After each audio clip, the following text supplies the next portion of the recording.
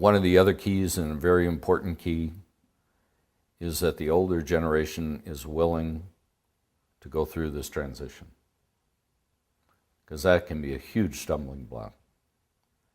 If the older generation is passing on the responsibility and authority to their children, and let's assume in this instance that the children are going to be running the company, or one of them is going to be running it,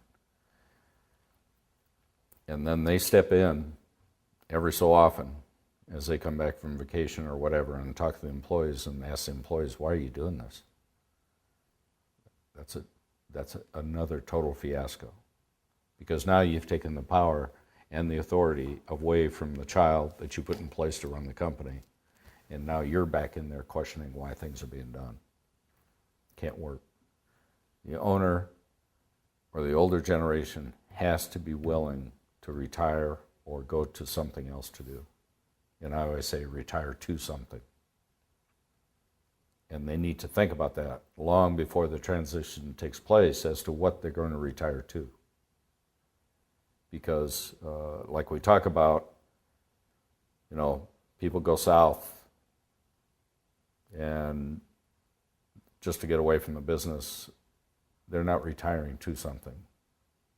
You got to retire to something.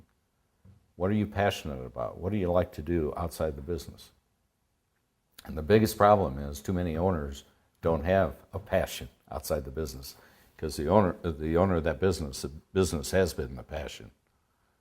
And so therefore, when they retire, it's very hard on them to even think about retiring, let alone giving up control, because they've been in control their whole life. So there has to be a lot of empathy from people right here at Aileron as we advise these families. There has to be a lot of caring, a lot of empathy, a lot of compassion for these owners. I mean, it's easy to tell the owner, you need to get the hell out of the way and let this company go. That's easy to say. That's not how it works. There has to be a lot of discussion. Once again, what's the key word? Communication. A lot of communication, why this is the best path to take. It's not because of the individual. It's because of the company, where the company's going, and it's better that they have new blood, new energy, new people running this company to take it to the next level. We talked about before about having different ages between the first and second generation in a company.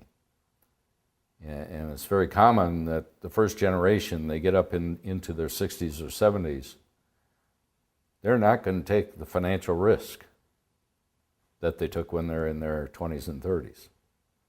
But the generation that's coming up in their 20s or 30s want to take risk and grow this company, and they're putting the hammer down and putting the brakes on and saying, no way.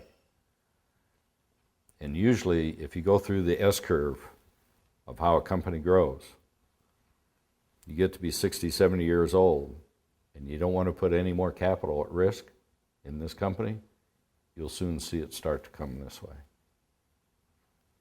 And so if you can sit down and tell the older generation that there's no right and wrong here, it's just fact. So why don't you give the control to the next generation who are willing to take the risk to grow this company and let them have their run at it? And a lot of times that's one way to convince the older generation, yeah, maybe it is time to move. But also stories of what other families have gone through are the best, because there you can learn from your peers, and you can learn from other family members what's destroyed a company and what's made it succeed. And the older generation needs to be educated to that. So, between education from birth to death is very important. Never ends. Communication from birth to death is very important. And that should never end either. Now, all of this, me sitting here, it's all easy to say.